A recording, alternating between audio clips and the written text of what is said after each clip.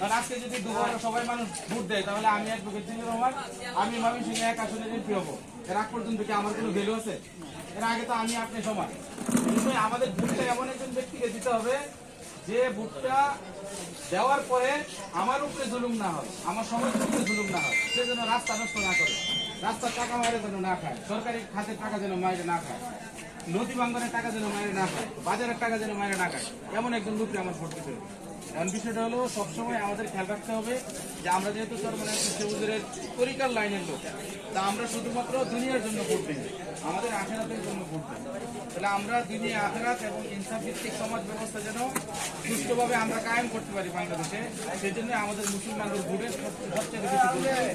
তো আমরা চেষ্টা করবো ইনসাফ ভিত্তিক সমাজ ব্যবস্থায় আমরা অবশ্যই ইসলামী আন্দোলনের পক্ষ থেকে আমি অথবা যেই আসুক আপনারা সবাই হাত পাকা মার্কায় ভোট দিবেন, পীর সাহেব হুজুরের সমস্ত নসিহত মানার চেষ্টা করবেন এবং আমাদেরকে